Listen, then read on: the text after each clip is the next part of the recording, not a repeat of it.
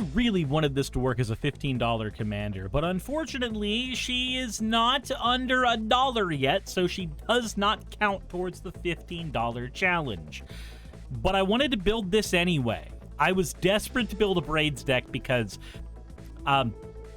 personal reasons and that have nothing to do with the horny and have nothing to do with none of that at all.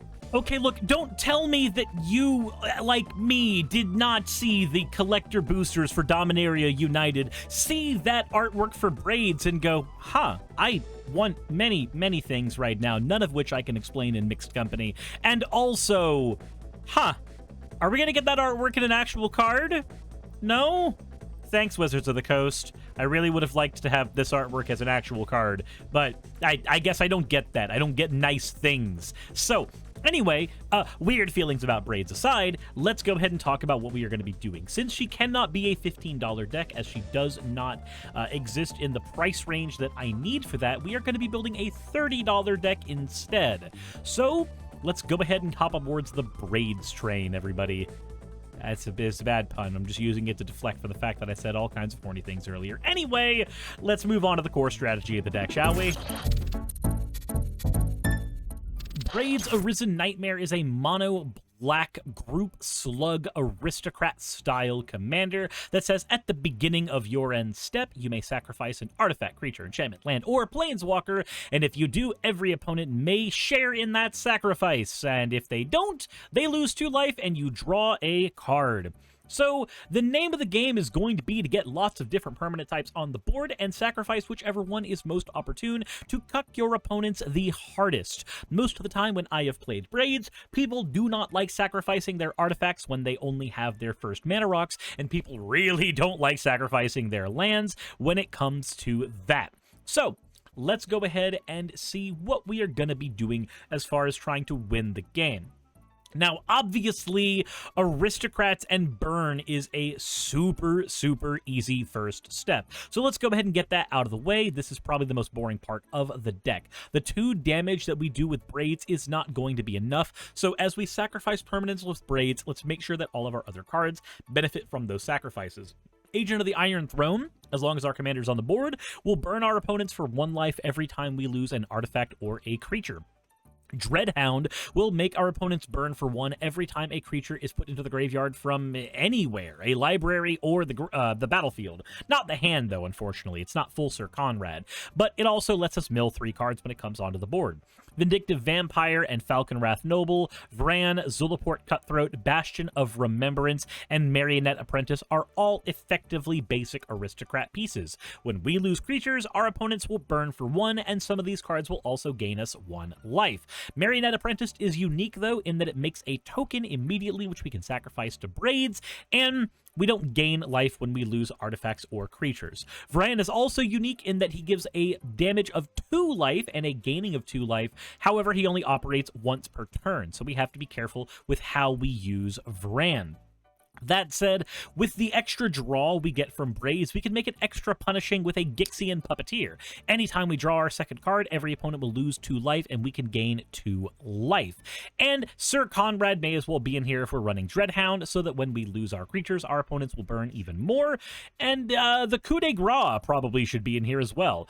Gary, the Grey Merchant of Asphodel. If Gary touches the board, everybody will lose X life, where X is our devotion to black, and then we will gain life equal to the life that they all lost when Gary touches the battlefield. This is almost always a game-winning piece when it touches the board, as it just plops on and harms everyone. Also, because we're playing Group Slug, we do need to protect Braids, so let's go ahead and add in a Swiftfoot Boots as well to keep her healthy. But if she does happen to die, let's talk about the Recursion package we'll use to keep her on the board, as well as all of her other pieces. Supernatural Stamina and Undying Malice can replace her if she dies immediately in a turn.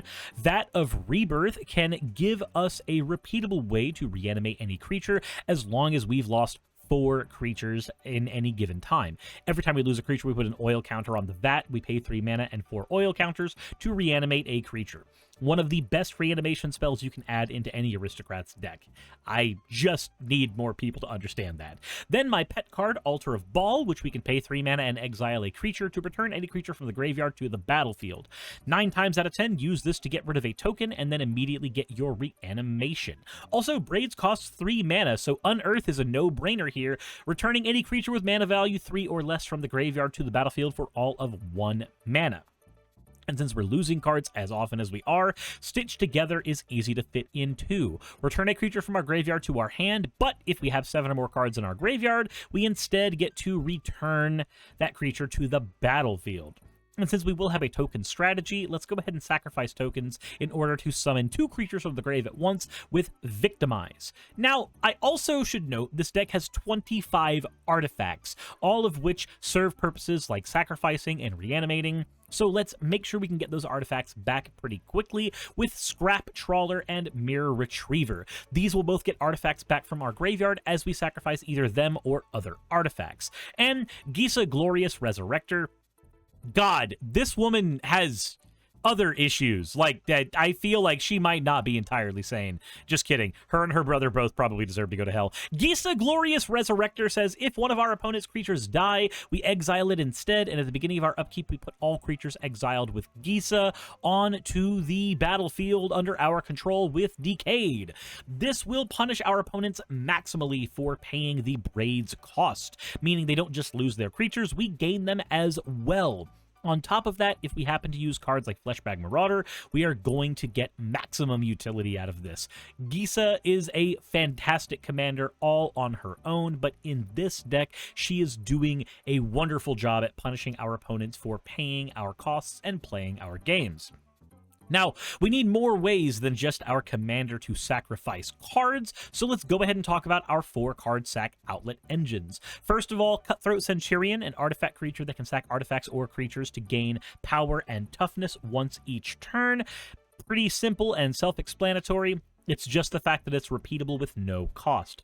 Trading Post is repeatable with a cost, but can do all kinds of things for us. This can make a goat token for us. This can discard a reanimation target for us. This can sack a creature to get an artifact from our graveyard for us, or we can sack an artifact to draw a card. This thing does it all. And next to that, we have Tarian's Journal. Sack an artifact or a creature to draw a card at sorcery speed, or discard our hand to get the best reanimation land in Magic the Gathering next to Journey to Eternity. Then we have Spawning Pit, which allows us to sacrifice a creature to put a charge counter on the pit. If we pay 1 mana, we can remove 2 charge counters from the pit to create a 2/2 colorless spawn artifact creature token. Spawning Pit is my favorite card in Magic the Gathering for sacrificing things. It's my favorite sack outlet of all time. Even though it's not a Phyrexian altar or an Ashnod's altar or any of the other powerful altars we're used to having, this is the one I like the most, as there's so many quirky things you can do with it. In a full power version of the deck, you can actually have a way to double the amount of counters that it gains at any point, and give yourself a treasure with Pitiless Plunderer anytime that you sacrifice a creature with this. This will allow you to create an infinite loop of constantly sacrificing a creature and generating whatever damage you're going to be able to get from whichever aristocrat you have on the board.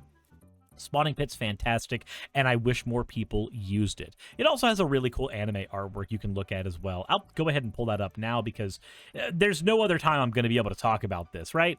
That just looks really fucking cool, right?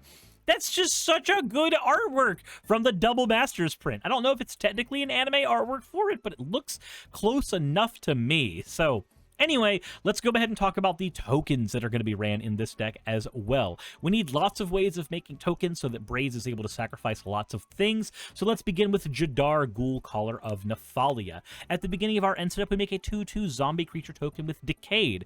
As long as we time it right, we can make the token and then sacrifice it to Braids every single time for free advantage. Ophiomancer does similarly, but on every person's upkeep as long as we have no snakes. So just constantly sacrifice the snake and you'll be off to the races. Dreadhorde Invasion is a Bitter Blossom at home that gives you an army token every upkeep, which we'll just sacrifice to Braids. As we sacrifice non-token creatures, though, Ghoulish Procession will replace those with zombies that have Decayed. It'll also work when our opponents sacrifice creatures as well. Then we have Slagstone Refinery. Whenever we get rid of our artifacts that are non-tokens, we get to make a Power Stone token to replace them, which we can use to then cast more artifacts later in the game. Remember, our deck has 25 of them, and then we can sack that Power Stone again with Braids to force our opponents to keep losing artifacts. Then we have the Nimble Right and Servo Schematic that both come into the battlefield and make a 1/1 creature token when they pop on the board, meaning each of these is worth 3 sacrifices for Braids. The initial sacrifice, the 1 token they make, and the token they make when they die after the initial sacrifice. That's a lot of advantage for just 2 mana. And that really kind of does it for everything in the just base idea of the deck. Lots of ways to sacrifice cards, lots of cards that like being sacrificed, but we need to make sure that we are not just relying on our commander to draw through our deck. Remember, she draws us a card for every opponent who doesn't play the Braids game with us and burns them for 2. But that's not enough, so let's talk about doing more of that.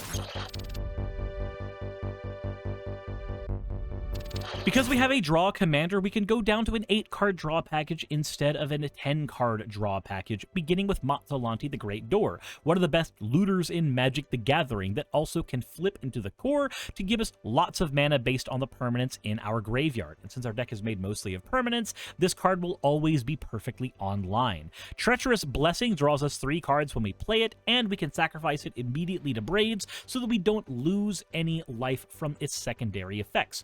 Into the Pit allows us to sacrifice cards in order to play cards from the top of our library we still pay their mana costs, but we do get a sack outlet out of this on top of just being a fantastic card. It's an enchantment permanent too, so if we have to get rid of it with Braids, we can. Morbid Opportunist draws us more cards when our creatures die, and then Derelict Attic here, we're never going to cast the Widow's Walk part of it. Whenever we unlock this door, draw 2 cards and lose 2 life, and then we can immediately sacrifice it to Braids to draw cards. Then we have Mephitic Drought and Ichor Wellspring. Both of these draw us a card when they touch the board and when they are sent to the graveyard. Play 1 to draw a card, sack it with Braids to draw 3 cards, and then draw an extra card from them dying, drawing 5 cards for all of 2 mana and having the commander out, which you wanted to have out anyway, all things considered. And finally, let's add in a Fanatical Offering. For 2 mana, we can sacrifice an artifact or a creature to draw 2 cards and make a map token, which we can then, of course, sacrifice to Braids as well if we need to. Card is fantastic and is a house in a deck like this that benefits from spawning permanents incrementally off of our cards. Now that we've gone over all the ways we're going to draw cards, let's talk about stopping our opponents from playing cards. With all the sacrificing we're going to be doing, let's go ahead and add even more on top of that shenanigans with Accursed Marauder, Demon's Disciple, and Plague Crafter.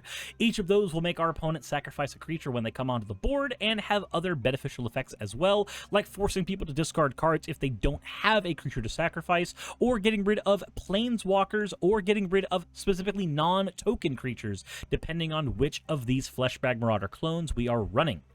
If any creature dies, we also have access to Tragic Slip, which can make a creature lose 13 power and 13 toughness. That's a kill spell in every way, shape, and form. With all the sacrificing we're doing, we can also run a Butcher of Malakir to make all of our opponents sacrifice with us. They can either choose to sacrifice cards with Braids, or they can be forced to sacrifice them, which is the Butcher of Malakir.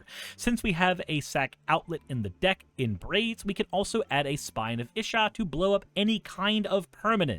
That means we can blow up artifacts without worry. We don't get to bitch and complain about being mono black and not being able to get rid of enchantments easily and artifacts at all. Spine will get rid of anything, and then we can immediately sacrifice Spine to Braids to get Spine back to our hands and use it as many times as we want. Feed the Swarm gets rid of any creature or an enchantment. Hagra Mauling gets rid of any creature while also being a land on the back side, which is fantastic utility for us. Ob Nixilis Reunited is a great draw engine with a destruction engine stapled on top of it, and an emblem that will cause an opponent to instantly lose the game. Well, not really. They'll lose very slowly, but they'll lose very quickly once they have the emblem. The emblem makes them lose 2 life anytime a player draws a card, which includes us. So when we draw 3 cards and they burn for 2, they burn for 6 on top of that. It feels like a slow death, but in reality, our deck will make it very, very, very quick. And then let's add in a couple of reanimation targets that will be able to wipe the board nice and clean. Dusk Mangler makes everybody lose 4 life, lose a creature, and discard a card when it comes onto the battlefield, and Vile Mutilator makes them all lose an enchantment and a creature when it comes onto the battlefield as well. These are 2 of the best reanimation targets that are in black, and they are, of course, 5 and 7 cents each, so you don't even have to spend too much money on getting them on the board. But we do need to have ways of getting rid of multiple creatures at once, too. So let's go ahead and add in a couple of board wipes. Massacre Girl's kind of a no-brainer here. She can almost always wipe the entire board clean, and she dodges things like indestructible like a champ.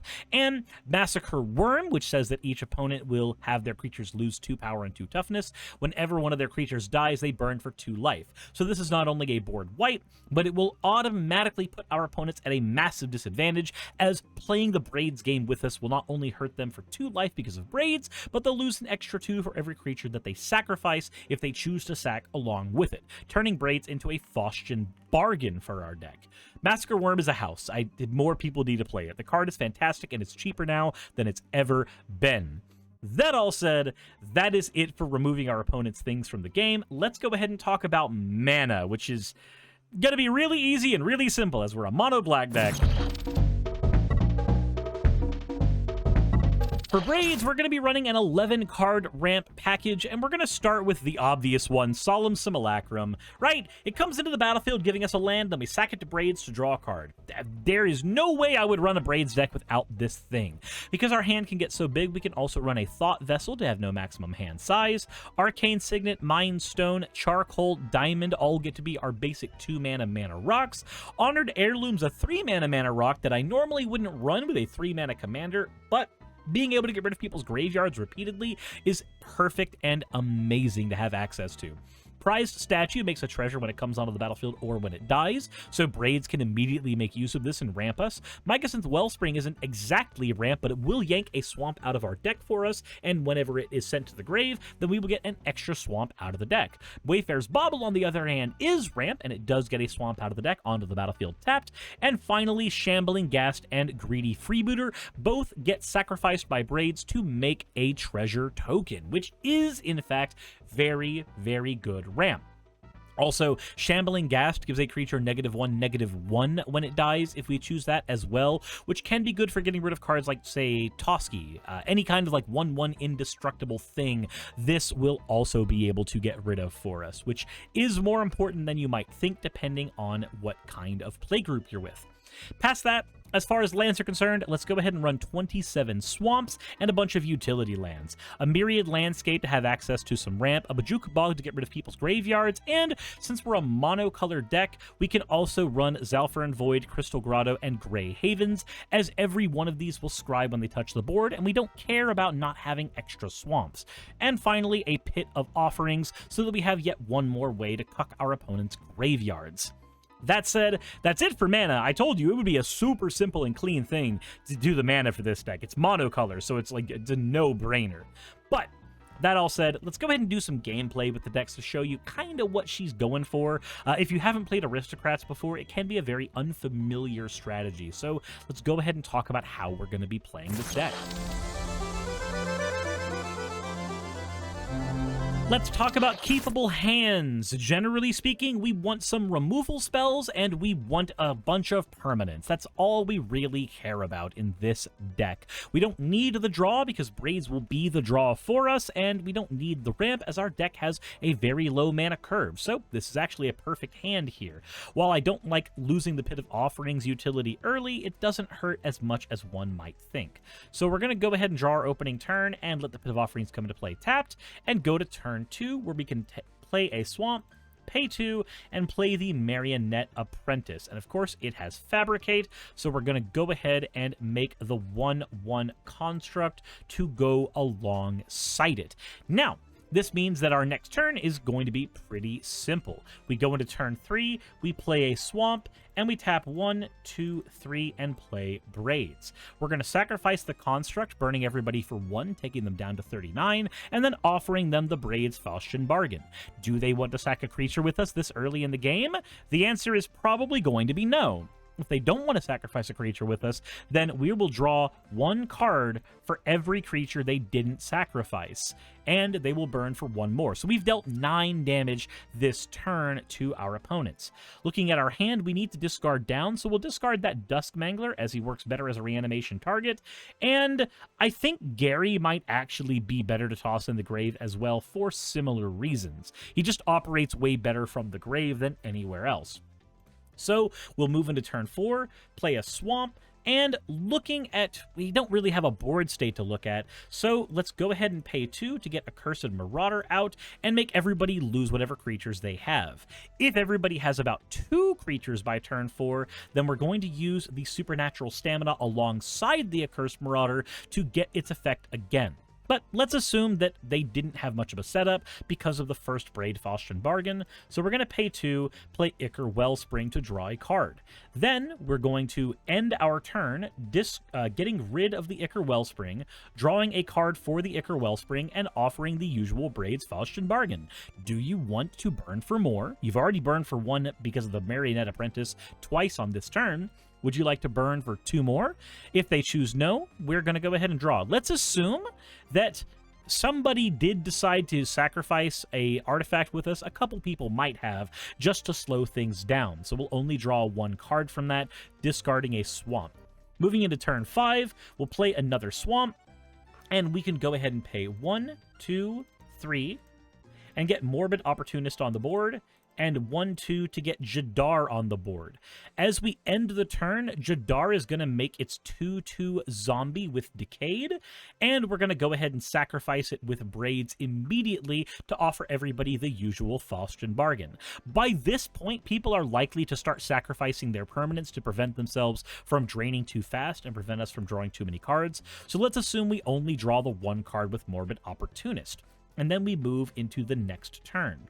A Swamp gets to go on the board, and we can speed things up a lot now, because we get to play Bastion of Remembrance. This is going to make us a 1/1 white human soldier, and at the end of the turn, we get to make our usual 2/2 creature as well with Jadar. Now, of course, Braids is going to sacrifice the Jadar, giving everybody the usual Faustian Bargain, and we are going to assume that they are running out of resources at this point. So we're going to go ahead and just take a couple of draws off of that, and that's about it. Past that, we don't really have much else we can do, but we can use Supernatural Stamina to prevent Braids from dying during an opponent's turn, allowing us to go into the next turn with a Plague Crafter. We play 1 Swamp for turn 7, and let's go ahead and knock our opponent's boards down a little bit with that Plague Crafter, meaning they'll lose 2 life to the Bastion of Remembrance and the Marionette's Apprentice, and we'll draw a card with the Morbid Opportunist. Now, we can go ahead and pay 2 and play Stitch Together to return any creature from our graveyard to the battlefield. Remember that Gary and the Dusk Mangler we put in there? Let's go ahead and put everybody's life totals down to a dangerous level. We've burned everybody for about 10 life minimum per player. So let's get Gary out, dealing 1, 2, 3, 4, 5, 6, 7, 8. We're going to burn everybody for 8 more immediately and gain a lot of life. All the life we gained from that, I'm not even calculating the exact amount that it's going to be, but it's going to be 24. I guess I can just calculate that amount. Gary comes out doing his thing, and we don't really need to do anything else. We can just sacrifice Gary at this point and throw him away so that we can reanimate him on a following turn using Braid's ability. We also add the 2/2 zombie that we made before, and we get to draw our card from using Braid's ability. At this point, people are likely to just start sacrificing everything they can to make sure that we do not gain access to just a lot of burn, right? They don't want to burn for extra anymore, so we can assume that nobody's going to be not paying for Braids anymore. Everybody will be paying for Braids at this point if they can. So we get to draw a card, pay 1, 2, 3, and play Falcon Wrath Noble. Now, here's where we have a couple of options. We can wipe our opponents out entirely with Massacre Girl, maybe even winning the game, depending on the board state, but I think it may be better to pay 1, 2, 3 and play Treacherous Blessing, so we can draw 1, 2, 3 cards. We do want to dig a little bit to see if we can find any kind of reanimation to reuse Gary. So we'll play Thought Vessel at the end of that, and pass our turn to our opponents, sacrificing the Treacherous Blessing again if we don't want to lose the life. But honestly, I think it'll be better to force the Morbid Opportunist play by sacrificing the zombie that we're going to remake with Jadar, getting the draw from that, forcing our opponents to sack their creatures and their board states, and making them burn for 2 at the very least, based off the Bastion of Remembrance and the Marionette's Apprentice. The Falconwrath Noble is also burning a single opponent for 1 anytime we do this, so we're going to move all of our aristocrats to 1 pile now that they're basically just doing that job. Morbid Opportunist is over here, and we're going to go ahead and move the human and soldier, or the human and zombie over here, just to clean the board up a little bit. We'll move into the final turn, just because there's no reason not to at this point. We're going to pay 1, 2, 3, 4, and play the Vindictive Vampire. This is going to mean that when we sacrifice a creature, everybody is going to burn for even more. We can also pay 1, 2, 3, and get Mazzolanti on the board, play the Grey Havens to scry 1, and it's Vran the Executioner, which we may actually decide to keep up top, because we can use that Mazzolanti to draw a card and discard that swamp, and then pay 1, 2, and play Vran. Now, when we end our turn sacrificing this zombie, everybody's going to burn for 1, 2, 3, 4, 5, and we get to aim 1 extra damage with the Falconwrath Noble. And if somebody doesn't have a creature to sacrifice alongside us, they'll burn for an extra 2. By this point, we've likely eliminated 2 or 3 players out of the game due to just the incremental burn damage, and we've never had to swing a single creature at somebody. And we never will have to swing a single creature at somebody, because that's how the deck operates.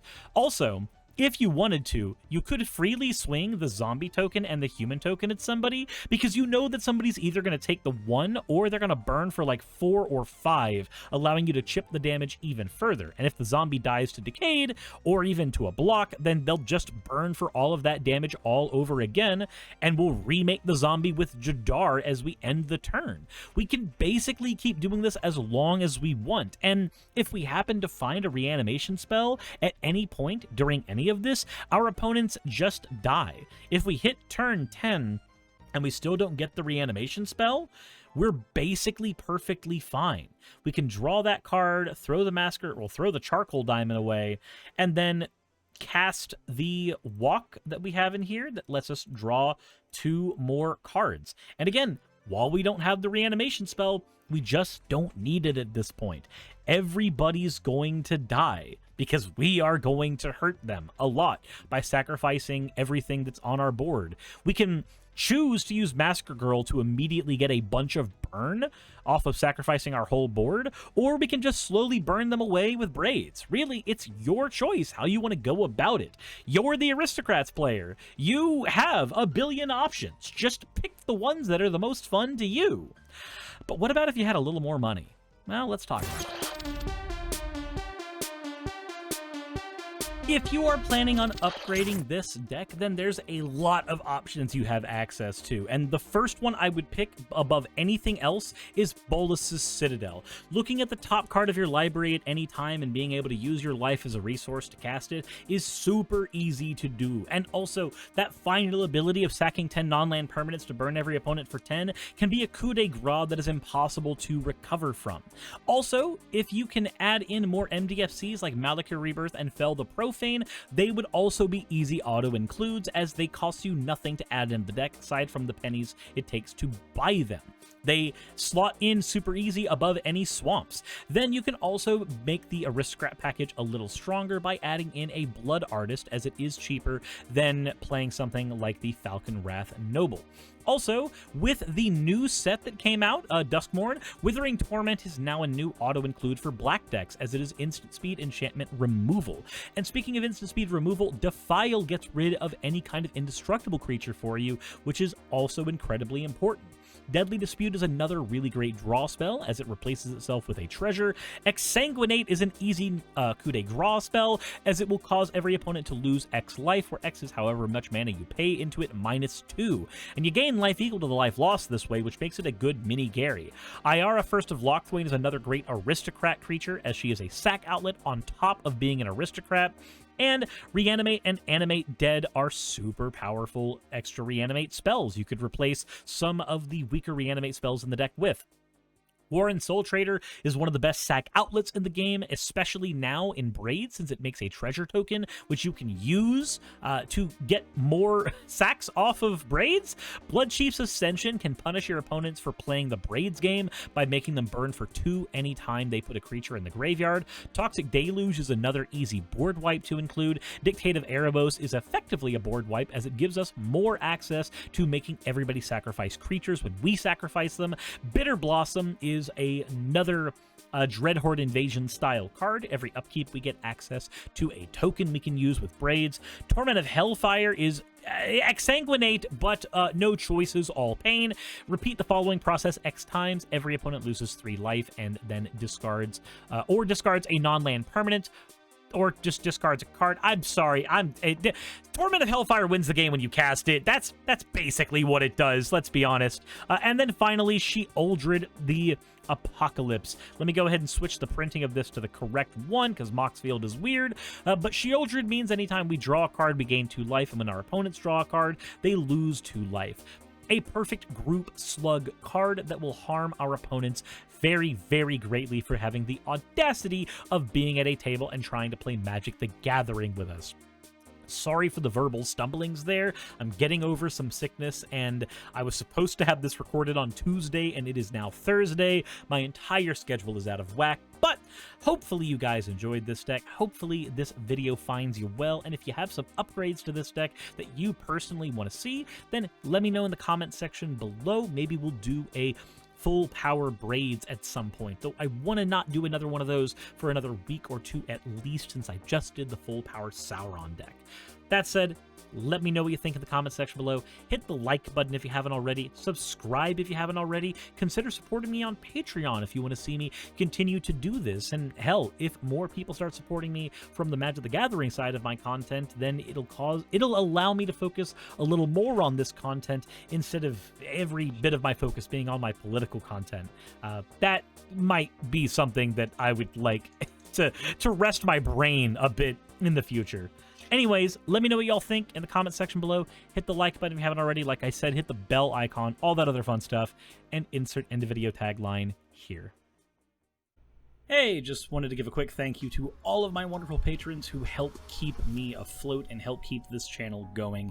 YouTube and Twitch are wonderful platforms, but at the end of the day, stability is not one of their strong suits. If you want to support my channel, then obviously Patreon is one of the best ways of doing that. Link is in the description. But I do want to personally thank everybody who has contributed to the channel. Those people would be Red Joker, Purple Poundini, Jemshin, Britzkrieg, Jupe the Malignant, Michael, Ravalern, Mabbity Babbity, Astral Frontier, Autumn and Angel, Nixie Chan, Agamotto, Victorian Alchemist, I'm not saying the last part of that, and you know that, Arcton Arclacier, Kiratorian, Dren Hadamata, Jordan M, John L, Lord Bleck, Smiling Game Master, and Fireshard. And everyone else who supports my channel and lets me do what I do full time. This is a dream job of mine that I never believed that I would be able to take full time, and with your help, I've been able to do it. So thank you so very much for that. Thank you for watching the video. I hope you all enjoy, and I hope you all are having a wonderful time. I will see you all in the next one, hopefully.